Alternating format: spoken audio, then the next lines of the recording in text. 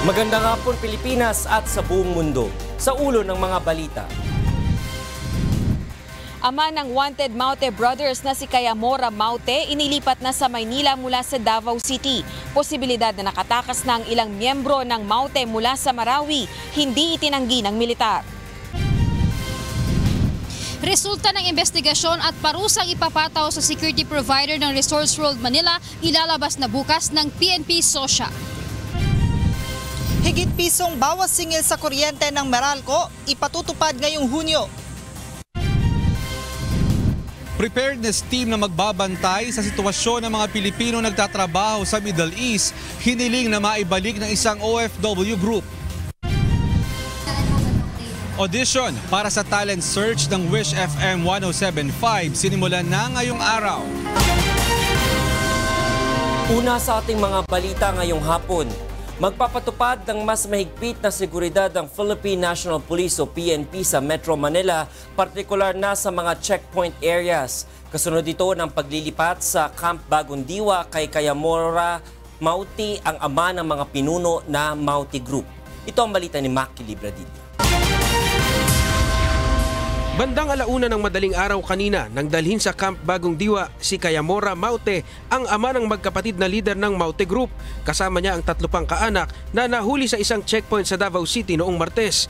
Nakapiit sila ngayon sa Special Intensive Care Area o SICA-1 sa loob ng kampo, kasama ang iba pang high-profile inmates tulad ng miyembro ng Abu Sayyaf, MNLF at MILF.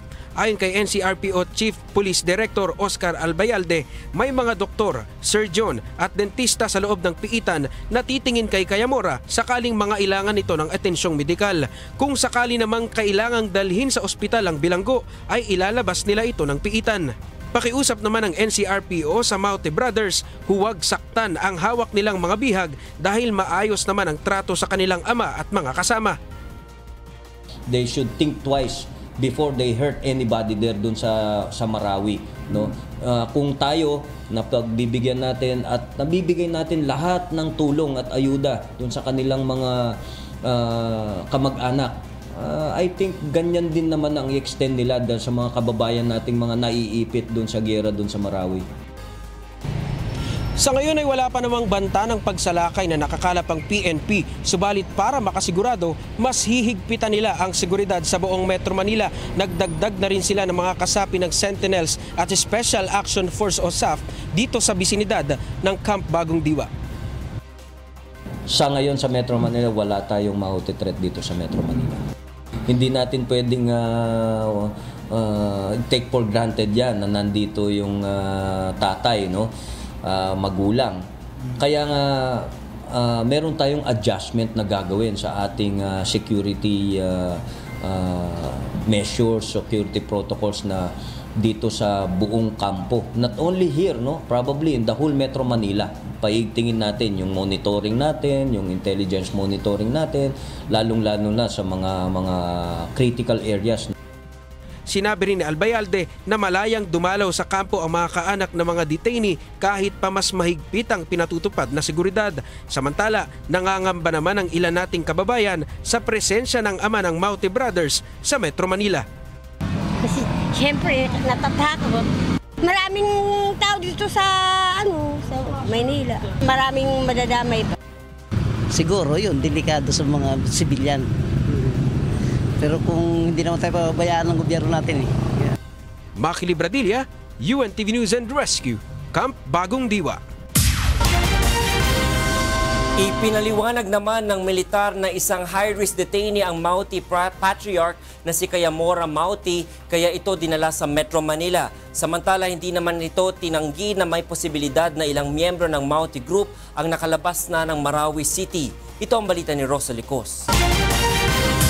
Kinumpirma ng Armed Forces of the Philippines na dahil sa gawina ng teroristang grupong Maute na sagipi ng mga naaaresto nilang miyembro, minabuti ng pamahalaang ilipat ng detensyon ang ama ng founders ng grupo na si Kayamora Maute mula sa Davao City patungong Maynila. It is for security reasons that he was transferred. He's considered as a high-value individual and at the same time high-risk individual also. That's why we opted to transfer him to Manila. Aminado rin ang militar na may posibilidad na maghiganti ang Maute Group, subalit tiniyak ng AFP na handa ang puwersa ng militar at pulisya hindi lang sa Mindanao kundi maging sa Maynila. Bukod sa pagiging ama ni na Omar at Abdullah Maute, pangunahing financier at supporter din ng magkapatid na Maute si Kayamora. We're also prepared for some in the event of retaliatory or diversionary attacks here in the area of Eastern Mindanao. We cannot discount the risk wherever he is. Nandun pa rin yan because we know how the Maute Group operates. And ito nga ang pinaghahandaan natin ng ating security forces. Gayunman, dahil sa ulat na nanggaling na sa Marawi City si Kayamora at nakalabas ng syudad sa mga unang araw ng pag-atake, hindi itinanggi ng militar ang posibilidad na maging ang ibang miyembro ng Maute Group ay nakalabas na rin ng Marawi City. At the very start, we haven't plugged yet all the exits of Marawi, and it is possible that some may have exited Marawi before the incident escalated. Batay naman sa ulat na nakakarating sa AFP, nasa Marawi City pa rin ang itinuturing na emir o leader ng ISIS sa Pilipinas na si Isnilon Hapilon. Rosa Licoz, UNTV News and Rescue, Malacanang.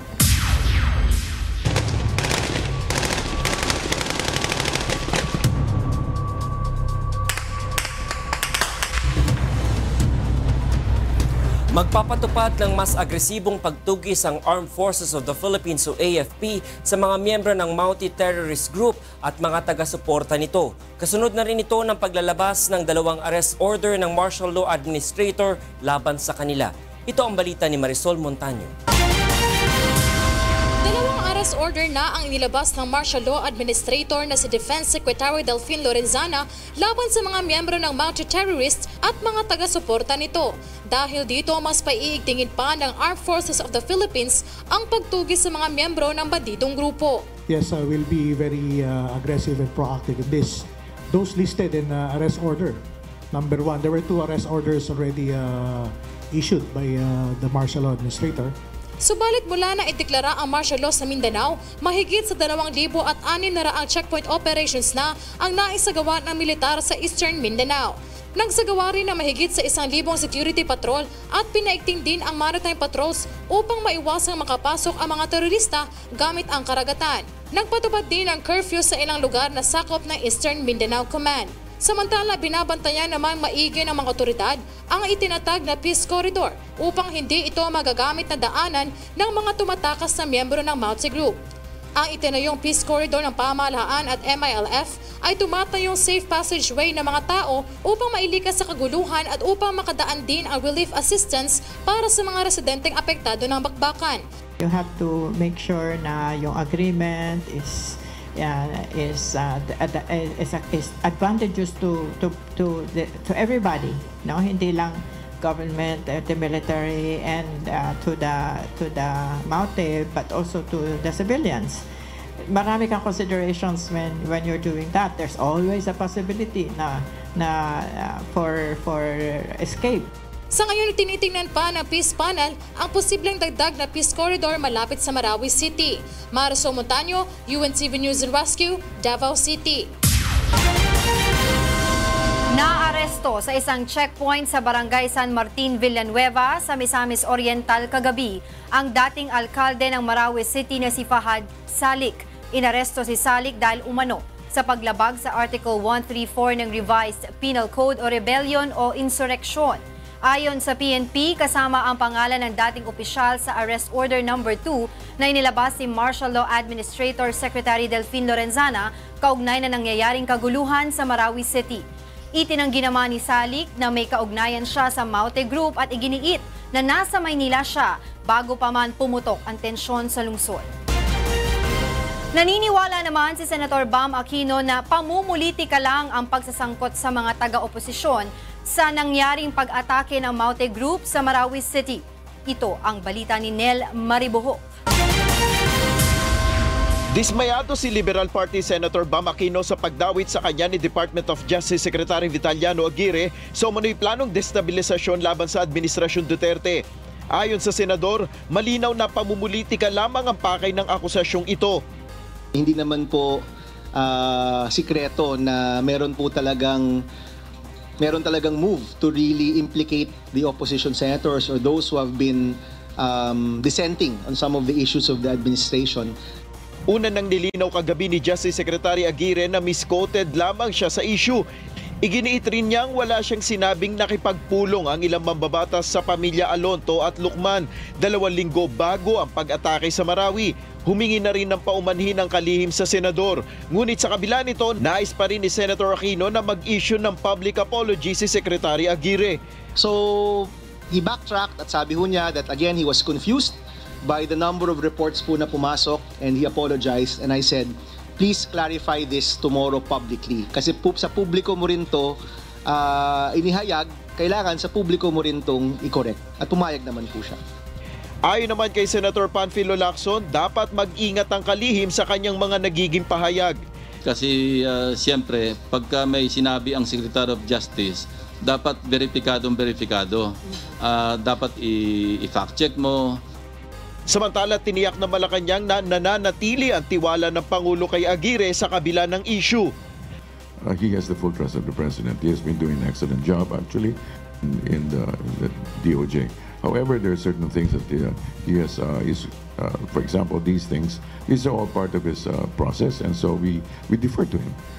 Regarding the DOJ, these are, I'm sure he's fully aware of what he needs to do and how to address the matter. Nel Maribuhok, UNTV News and Rescue, Pasay City.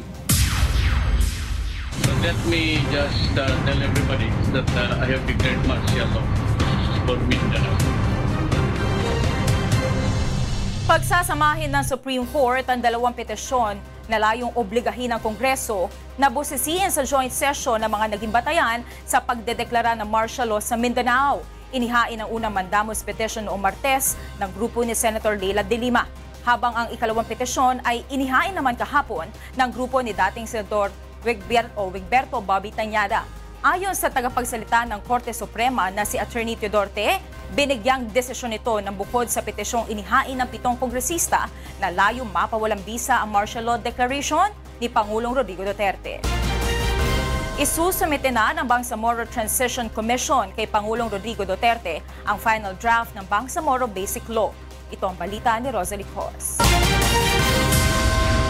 Inihayag ni Government Implementing Panel for the Bangsamoro Peace Accords Chair Irene Santiago na natapos na ng Bangsamoro Transition Commission ang draft ng Bangsamoro Basic Law.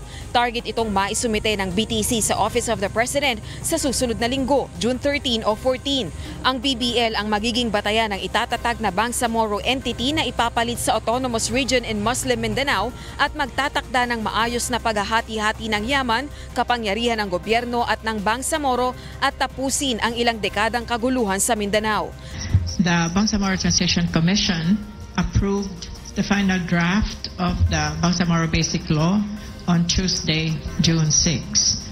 Sinabi ni Santiago na pinagbatayan ng BTC sa pagbuo ng BBL ang unang bersyon na hindi ipinasa ng Kongreso noong nakalipas na administrasyon dahil sa Mama-Sapano Clash, kung saan napaslang ang 44 na tauhan ng PNP Special Action Force.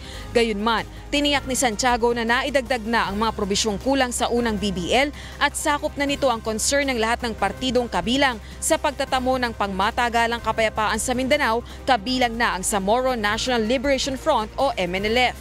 The Bangsamoro Transition Commission used the PPL as the basic document for the draft that they made. But I believe, I haven't seen this one, but I've had some briefings. I think this is an even better version. Target namang maisumite ni Pangulong Rodrigo Duterte ang final draft BBL sa Kongreso sa Hulyo bago o pagkatapos ng kanyang State of the Nation Address o SONA. Tiniyak ni Santiago na idedeklara ito ng Pangulo sa SONA bilang isang priority bill.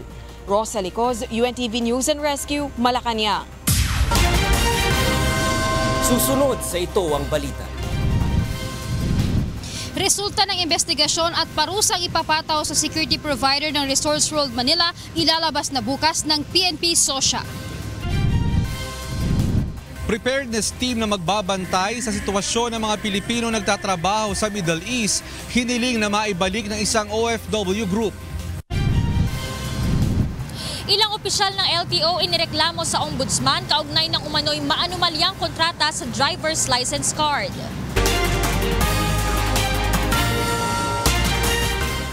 Binigyan ng paunang lunas ng UNTV News and Rescue Team ang dalawang nasaktan sa magkahiwalay na aksidente sa Lucena City at San Fernando, Pampanga kagabi.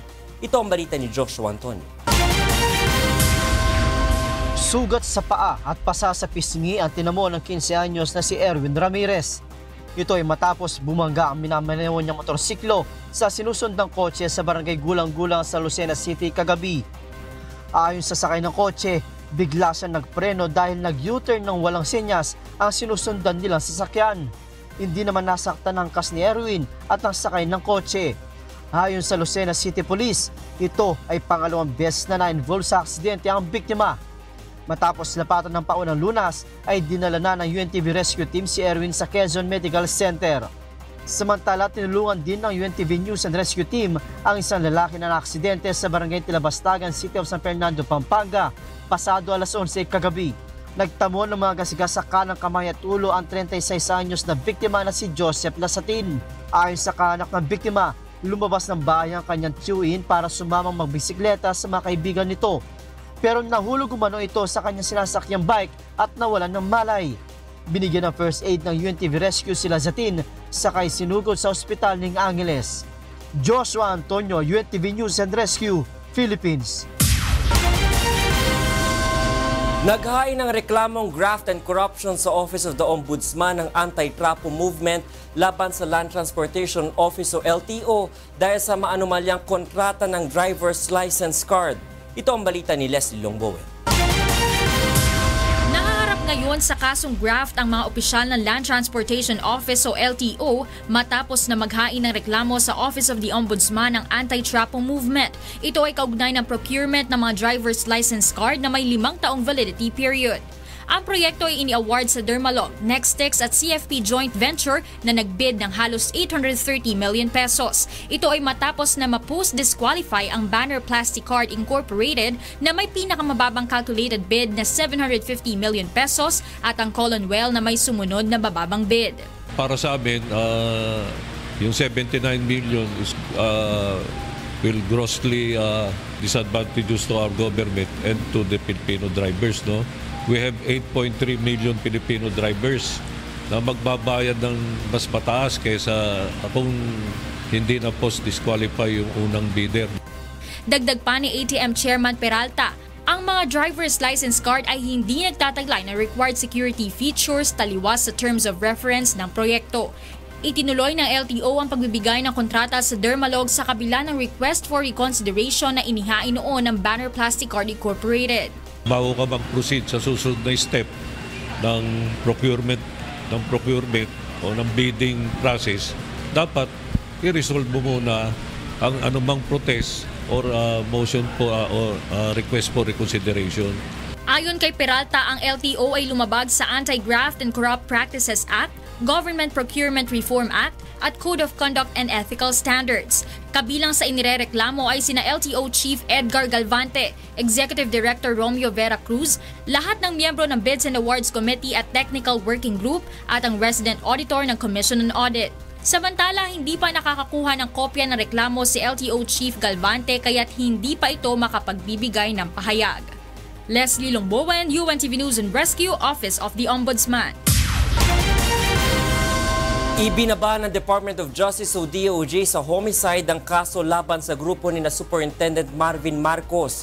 Ito ay kaugnay sa pagkakasangkot nila sa pagpatay kay Albuera Mayor Rolando Espinosa at isa pang inmate sa Baybay Sub-Provincial Jail noong November 2016. Ang DOJ ruling ay inilabas bilang tugon sa mosyon ng mga akusadong na humihiling na mabaligtad ang resolusyon ng 5-man panel of prosecutors dito sa Maynila. Nakasaad sa panibagong resolusyon ng DOJ na hindi planado ang pagpapatay sa alkalde. Nakitaan din umano ng mga bakas ng pulbura ang labi ng mga biktima na nagpapatunay na nanlaban sila sa mga pulis. Naghain na ng sagot sa ikalawang tax evasion complaint ang may-ari ng Mighty Corporation na si Alexander Wong Chu King. Ayon sa kanyang abogado, iligal ang isinagawang raid sa warehouse ng kumpanya sa Bulacan nitong nakaraang Marso. Ito ang balita ni Roderick Mendoza.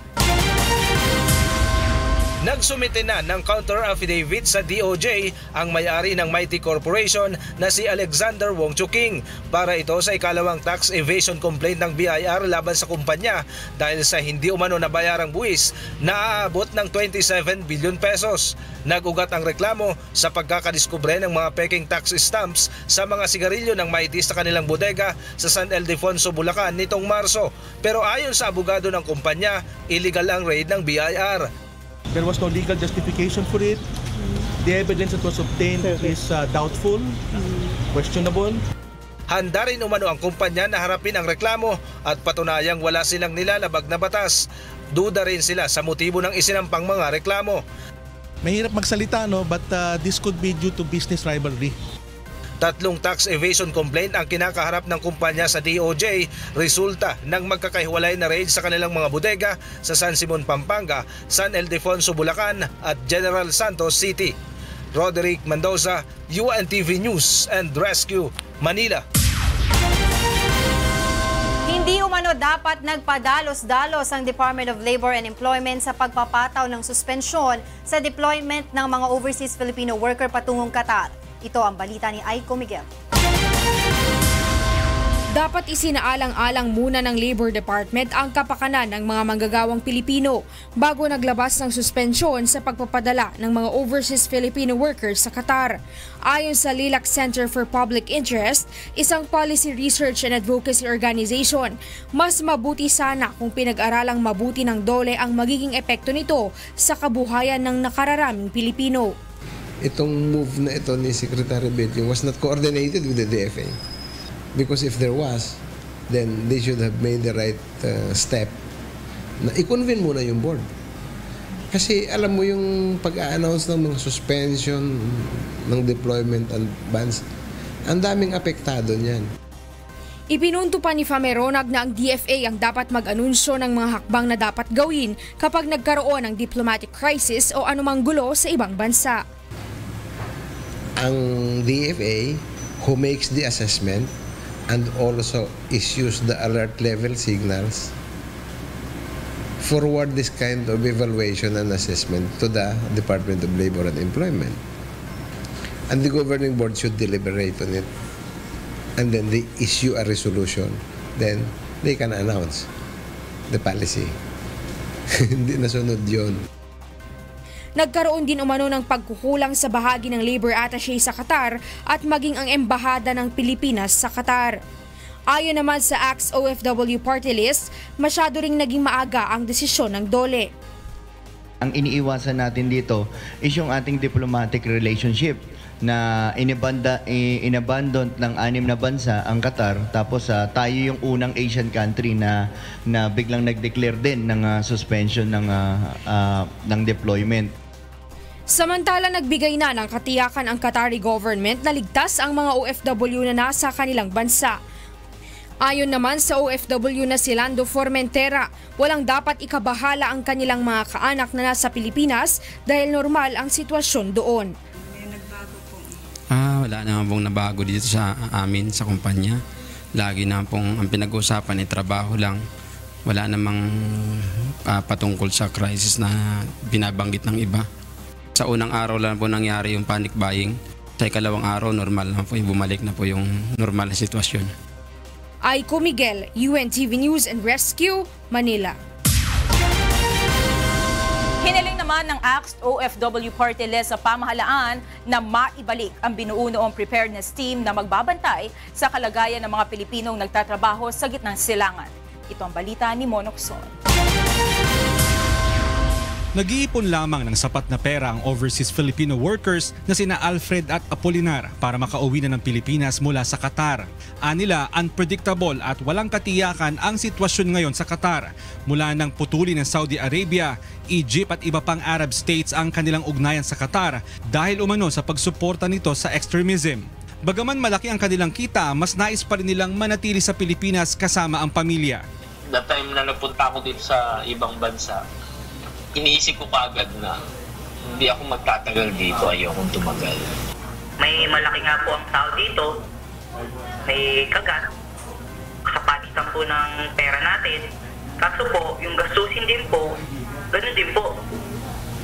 Ganun din po ang resulta. So, ayun po yung pinakamahirap po doon kasi ang mapalayo po sa pamilya.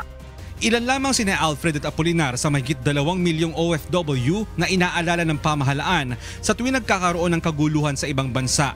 Bunsod nito, hiniling ng ACT's OFW Party List na maibalik ang Middle East Preparedness Team o MEPT na dating pinangungunahan na ngayon kalihim ng DNR na si Roy Cimatu. Para kay OFW Party List Aniceto Bertiz III, mahalaga ang grupo para mas epektibong mabantayan ang mga pangyayari sa Middle East.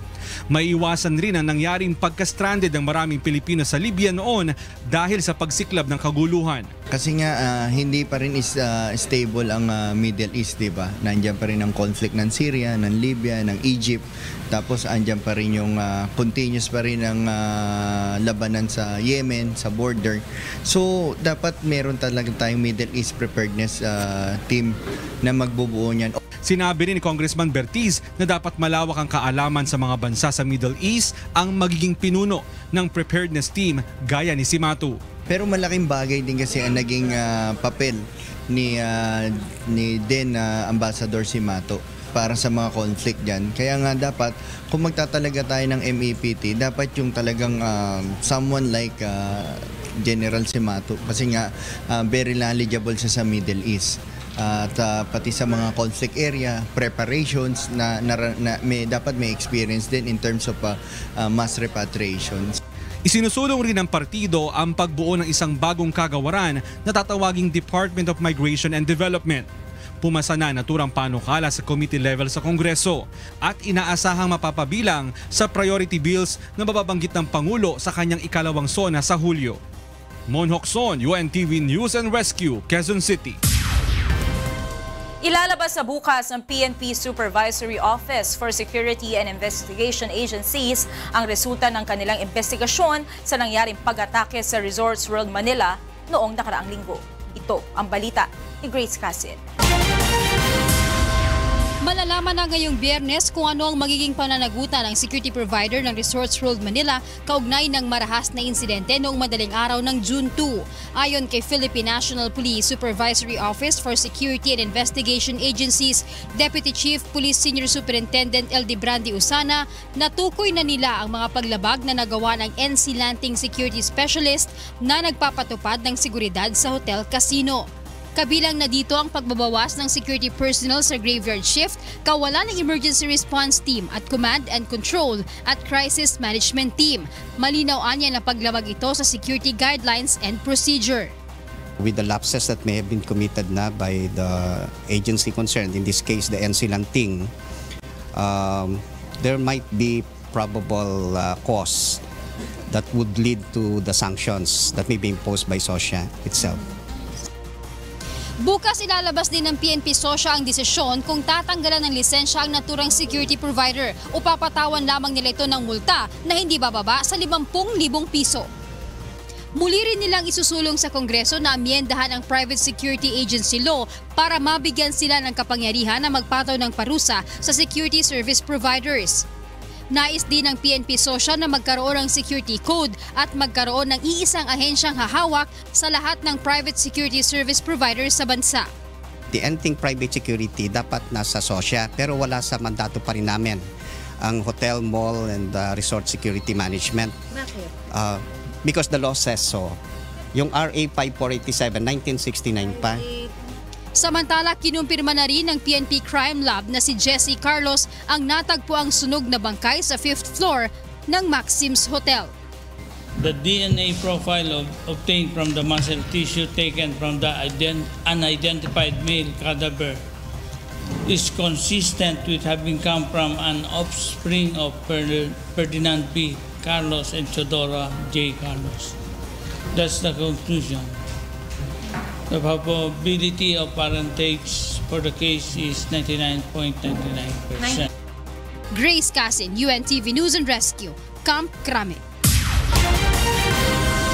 Wala namang tama ng bala ang katawan ng mga nasawi sa pag-atake sa Resorts World Manila. Sa inilabas na autopsy results ng PNP Crime Laboratory, kinumpirmang suffocation ang tunay na dahilan ng pagkamatay ng mga biktima. Gayunman, may mga nakita ang crime lab na ilang sugat at gasgas sa katawan ng mga nasawi. Based on our autopsies and the rest of the autopsies done by our medical legal officers, there are none. Wala pong gunshot wounds. All died of asphyxia by suffocation.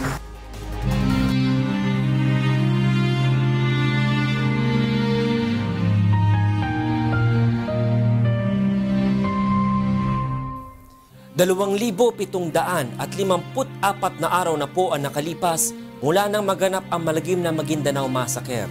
Ngunit hanggang ngayon ay naghahanap pa rin tayo ng katarungan sa mga biktima ng malagim na krimen.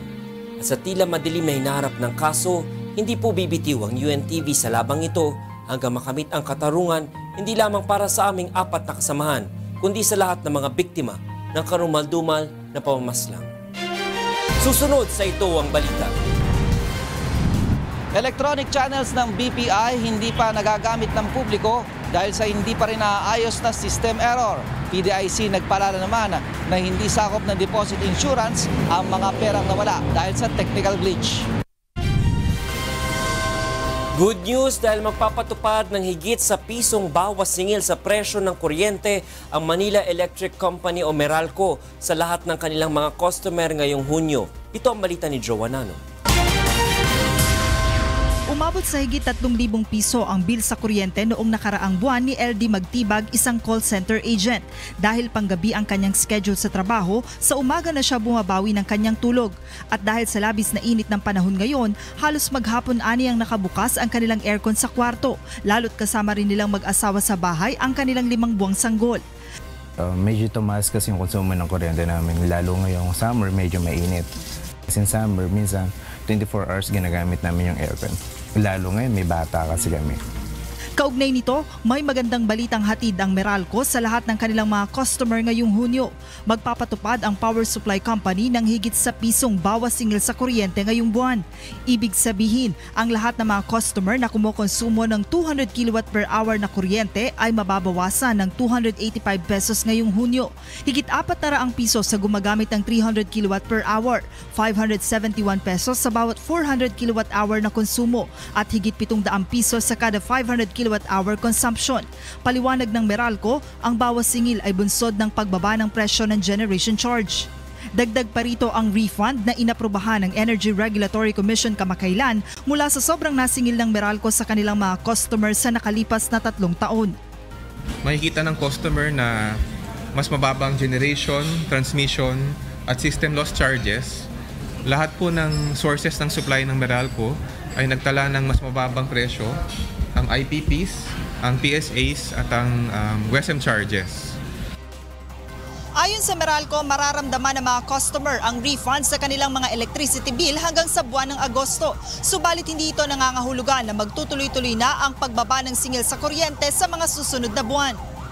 Paliwanag ng Meralco, depende pa rin ito sa magiging pagbabago sa presyo ng iba pang power charges at maging ang halaga ng palitan ng piso kontra dolyar. Malaking tulong naman para sa ilang customer ang pagbaba ng singil sa kuryente ng Meralco. Napakalaking bagay nun para sa amin. Lalo ngayon na ayun nga, may bata, medyo malaking gastos namin, pamilya. May ipandadagdag kami para sa panggastos, para sa anak ko. Jowa Nano, UNTV News and Rescue, Pasig City. Hindi pa rin lubusang naayos ng Bank of the Philippine Islands o BPI ang problema nito sa mga nadagdagan at nabawasang account. Nilinaw naman ng Philippine Deposit Insurance Corporation o PDIC na hindi sakop ng kanilang insurance ang mga nawalang deposito. Ito ang balita ni Ray Pelayo. Libo-libong netizens pa rin ang nagreklamo sa social media kaugnay sa mga nabawas nilang deposito. May mga hindi pa rin naibalik ang kabuoang balanse. Meron namang nabawasang muli habang ang iba naman ay nakapag-withdraw na. Dahil dito ay minabuti muna ng BPI na i-deactivate ang lahat ng electronic channels ngayong araw.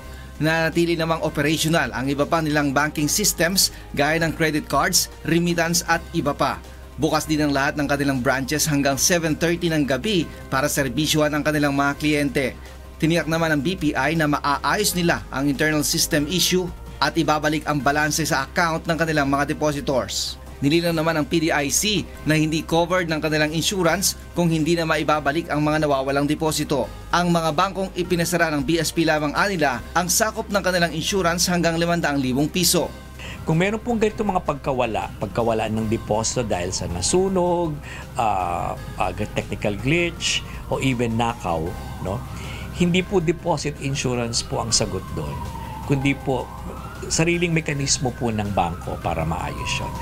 Payo ng PDIC, ugaliing magtago ng mga resibo o deposit slip at iba pang katunayan ng transaksyon upang mahabol ang anumang nawala sa isang depositor. Kung nag-withdraw ka, then keep that slip until you receive the statement of balance statement mo to show na tama yung transaction. Maaari din tumanggap ng reklamo ang PDIC para mag-imbestiga rin kung may irregularidad sa operasyon ng inirereklamong bangko. Maaaring mag-email sa pad@pic.gov.ph o tumawag sa 841-4630 hanggang 31 o kayo magsadya sa PDIC sa SSS Building sa Ayala. Ray Pilayo, UNTV News and Rescue, Makati. Nakiusap ang MMDA sa mga pamunuan ng hotel at restaurant na ayusin ang sistema ng parking at delivery hours ng kanilang supplier upang maibsan ang problema sa mabigat na traffic. Mula sa EDSA White Plains, ito ang balita ni Joan Nano, live. Joan, go ahead. Yes, Angela, pinulo nga ngayong hapon ni MMDA Chairman Danilo Lim Jr. ang Hotel and Restaurant Association of the Philippines upang ipakiusap nga sa mga ito ang pagsasaayos ng sistema sa kanilang mga parking spaces, gayon din ang seguridad na ipinatutupad nila sa kanilang mga establishmento. Pangunahing pinag-usapan sa naturang pulong ang pagsasaayos sa sistema ng parking sa mga hotel at restaurant dito sa Metro Manila. Layo nito na maiwasan ang anumang obstruction sa mga kalsada na maaaring magdulot ng mabigat na trapiko sa mga pangunahing lansangan. Sinang-ayunan naman ito ng Hotel and Restaurant Association, subalit sa ngayon ay hindi pa nila napag-uusapan ng MMDA ang anumang penalty sakali mang hindi sumunod dito ang kanilang mga establishmento. Samantala, kasama rin sa mga ipinakiusap ng MMDA ang paglilipat sa gabi ng oras ng delivery ng supplies sa mga hotel at restaurant tulad na lamang ng mga perishable goods o yung mga pagkain na madaling masira. Ayon nga sa kanila, mas pabor pa nga sila dito dahil mas nade-delay pa ang kanilang delivery sa umaga dahil sa matinding traffic. Kung gabian nila maibabiyahe ang kanilang mga supplies sa pagkain, mas masisiguro nilang sariwa at bago ang mga ito. Nagkasundo ang MMDA at ang Hotel and Restaurant Association na ilipat na ang oras ng kanilang mga delivery simula alas 10 ng gabi hanggang bago mag-alas 6 ng umaga. Habang plano namang ikonsidera ng MMDA ang iba pang schedule ng mga delivery sa mga hotel at restaurant. Samantala, makikipagtulungan din ang MMDA sa mga ito upang masigurong na ipatutupad ng mga ito ang mahigpit na seguridad sa mga hotel at restaurant sa Metro Manila. Nag-alok si MMDA Chairman Lim na magbibigay ng libreng rescue training sa mga ito upang agad na makaresponde sakali mang may mangyaring anumang aksidente gaya na lamang ng nangyari sa Resorts World Manila kamakailan. Inamin naman ng ilang hotel and restaurant owner na may bahagyang pagbaba sa kanilang mga customer at epekto sa kanilang negosyo matapos nga yung nangyaring pag-atake dyan sa Resorts World Manila. Angela, bukod nga sa seguridad, pagsasaayos sa parking, gayon din yung paglilipat sa oras ng delivery, ipinakiusap rin ng MMDA sa Hotel and Restaurant Association of the Philippines na kausapin yung kanilang mga miyembro para nga imalasakit na rin yung waste management sa kanilang mga lugar at wag nang iasa pa sa local government na nakakasakop sa mga ito. Yan muna, latest. Balik sa iyo, Angela. Maraming salamat sa iyo, Joan Nano, live na nagulat mula sa EDSA White Plains. Isang 7 buwang sanggol ang ginagamot ngayon sa ospital matapos masugatan ng gawing panangga o human shield ng isang drug suspect habang hinahabol ng mga pulis. Samantala, 16 na babae naman na biktima umano ng human trafficking ang nasagip sa magkahiwalay na bar sa Quezon City. Ito ang balita ni Bernard Dadis. Sugatan ng isang 7 buwang sanggol matapos tamaan ng bala ng gawing pananggalang ng isang drug suspect na target ng police bypass operation sa barangay 868 sa Maynila kagabi. Ayon sa kaanak ng sanggol, biglang pumasok sa kanilang bahay ang suspect na si alias Utak. Kinuha umano nito ang sanggol at isa pang 4 na taong gulang na bata at ginamit na human shield sa umahabol sa kanyang mga pulis. Napatay ang suspect ngunit nasugatan ng bata na agad isinugod sa ospital. Hindi naman nasaktan ang isa pang bata. Kinukuha ho nung lola, ayaw ibigay. Tapos sabing, akin na yung anak, ang apo ko idamay. Kinuha naman tong isang batang babae. Samantala sa Quezon City naman ay 16 na babae ang nasagip ng PNP mula sa 2 bar sa Tomas Morato at Kamuning kagabi. 2 linggong minanmana ng PNP ang mga bar matapos makatanggap ng tip na may nagtatrabaho ditong mga minor de edad. 13 sa mga na-rescue ay pawang minor de edad. Karamihan din sa mga ito ay galing ng Davao at ipinasok na entertainer sa bar. Marami talagang mga ganitong klaseng modus ngayon. Trafficking persons na ang nagiging result is they are sexually exploited. Sa ngayon ay hinahanap na ng mga otoridad ang may-ari ng 2 bar na kinilalang si Christy alias Mami Sam na posibleng maharap sa mga kaso. Bernard Dadis, UNTV News and Rescue, Philippines.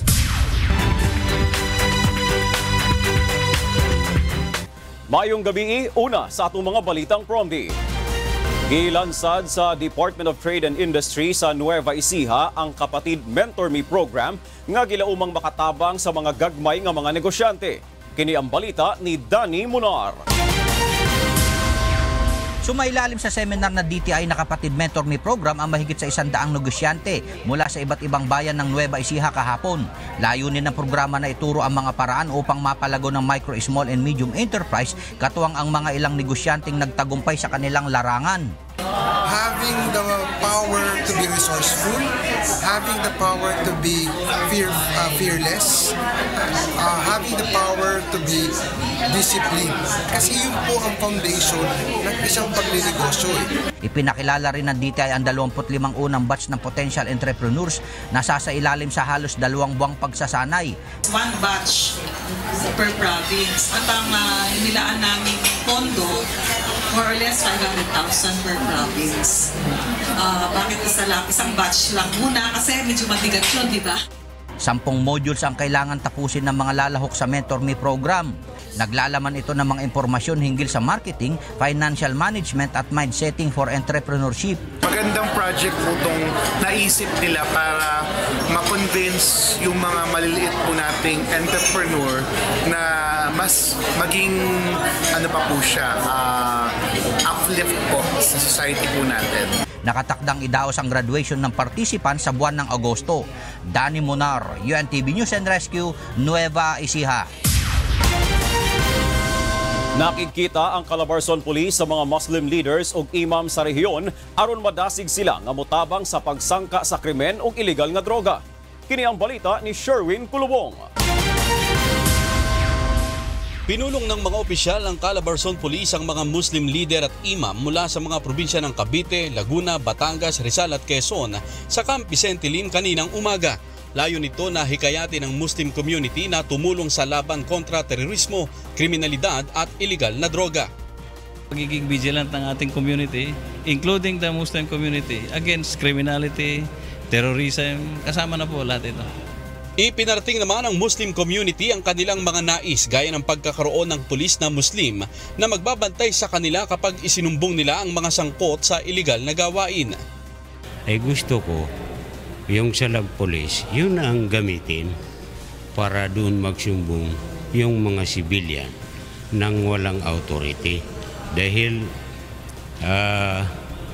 tayo natatakot, baka tayo ay imbis na magsumbong, ay tayo pa ang madadamay. Ang problema namin, may mga kukunti lang kami na Muslim personnel, yun naka-assign na talaga sa mga Muslim communities. So habang wala pa kaming ganun karaming Muslim personnel na may assign, ang suggestion namin is magkaroon ng ugnayan talaga yung mga leaders sa mga permanent police liaison. Ayon sa PNP, nasa 200,000 Muslim ang naninirahan ngayon sa buong rehiyon. Sherwin Kulubong, UNTV News and Rescue, Laguna. Gilimod sa AFP Joint Task Force Zamboanga ang aligasyon nga luag kuno ang ilang ginapatuman nga security measures sa mga checkpoint sa rehiyon. Kini ang balita ni Dante Amento. Ya explica el AFP Joint Task Force Zamboanga el DOL Fácil Inspección de Seguridad con el implementar checkpoints na rehiyon. Asigon kon Kapitan Ariel Lubusna, Civil Military Operations Officer del Joint Task Force Zamboanga, tiene ellos esquema con el implementar checkpoint. Hindi asigon kere reducir si hindi ta checkya el kada behikulo tapasan na checkpoint, tadeheya el mga militar. Kada dia otro asigon el esquema taasi sila para hindi pwede pasa el mga inimigo. May pattern na hindi namin specifically sinasabi. No? Hindi namin pwedeng hayaan na mag-clog lahat ng vehicles sa isang checkpoint. En conexión con este, ya alegra también el mga pasahero y mga chuper con el implementa estricto checkpoints na Mindanao maskin on poco ta experiencia atrasado na biyahe. Puede también evitar el mga posible extorsión con el mga tan biyahe bus kay frecuentemente objetivo del mga mal grupo. Mas mabuti ngayon.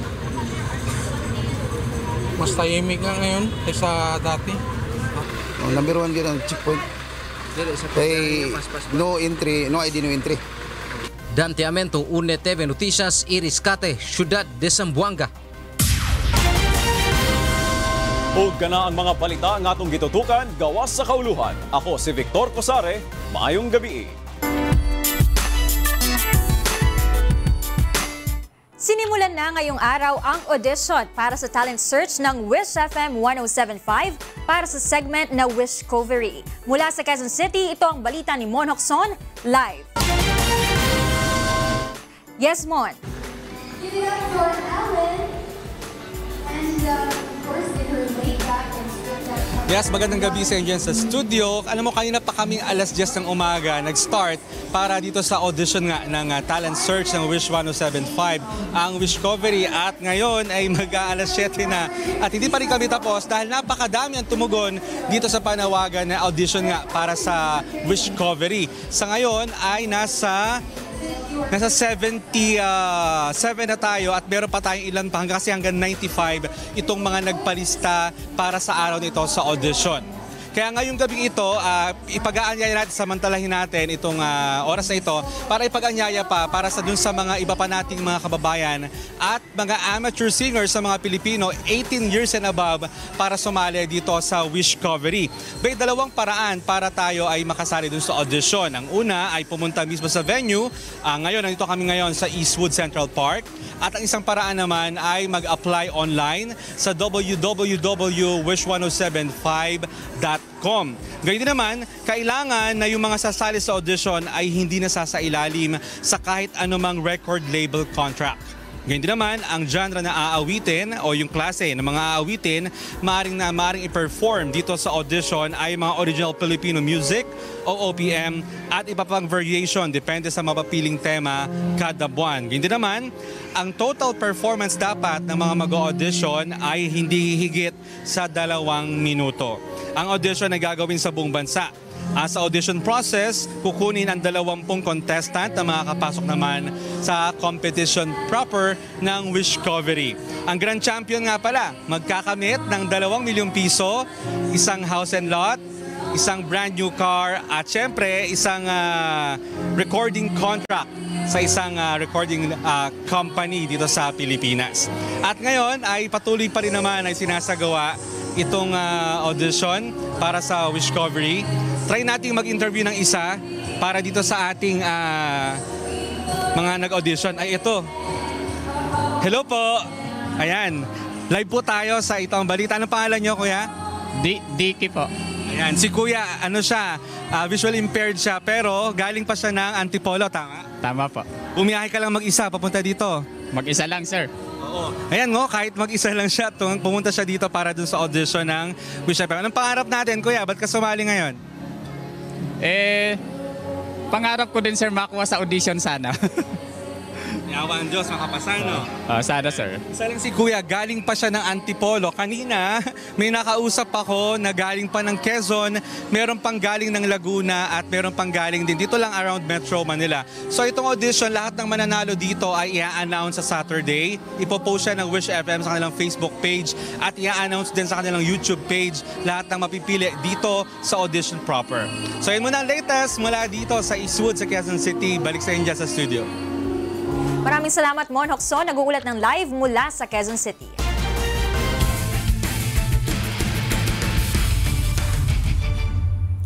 Nasa must-win situation ang Senate Sentinels sa pakikipagsagupa nito sa BOC Transformers upang makapasok sa playoffs ng UNTV Cup Off-Season Game Executive Face-Off. Ito ang balita ni Bernard Dadis.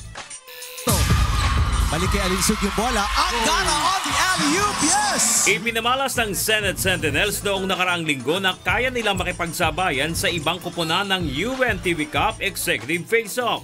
Pinatikim ng Senate sa DOJ ang una nitong pagkatalo noong June 4 sa score na 84-77. Malaking susi sa Sentinels ang pagiging kumpleto ng kanilang kupunan. Noong nakaraang linggo, ang tandem ni na Senators Joel Villanueva at Sonny Angara ang nanguna upang makapasok sila sa win column. Great addition si Senator Angara dahil may isa pang pwedeng magdala ng bola, isang leader na kahit na wala sa stats yung makikita mo sa kanya, he gives so much to the team. Hindi, nagkataon sa mga nakaraang game, kulang tayo ng tao eh. Ngayon medyo kompleto. So, tamang-tama, hindi masyadong napagod. Kasi last 2 games, kinapos kami sa 4th quarter. So ito, medyo may gasolina pa, kumbaga. Kaya naman sa nalalapit nilang pagtutuo sa BOC Transformers sa linggo, alas 3:30 ng hapon, sa Pasig City Sports Center pa rin. Pipiliting maulit ng Senate ang kanilang magandang performance at maitala ang ikalawang panalo. Panoorin namin yung game namin, ano yung nagpapanalo sa amin. Palagay ko yung depensa importante, yung rebounding dapat pagandahin din. So yun, subukan natin. We'll give it our best shot. Sa ngayon may 4 na team na parehong may tig-2 panalo at 1 talo. Ang DOJ, PNP, AFP at Judiciary. Sunod naman dito ang Senate na may 1-2 win-loss record. Nasa ilalim naman ang BOC na may 3 talo at wala pang panalo. 2 linggo na lamang at magsisimula na ang playoffs, kung saan ang 2 nasa ilalim na pwesto ay magpapaalam na sa liga. May nalalabi na lamang na 2 laban ang bawat kupunan sa pagtatapos ng elimination round. Kailangan parehong maipanalo ito ng Sentinels upang mabuhay ang pag-asa na makasama sa playoffs. We're gonna have fun. So again, thank you and kudos to UNTV for this special league. Talagang saludo kami. Serbisyong bayan nito, so napakaganda. So kahit alam naman namin from the start, wala naman kaming pool talaga ng players, but we still have fielded our team para masaya. So this is for us a continuing commitment to the public service of UNTV. Salamat sa lahat ng sumusubaybay sa UNTV, sa lahat ng sumusuporta sa Senate Sentinels. Mabuhay po kayo. God bless. Bernard Dadis, UNTV News and Rescue, Philippines.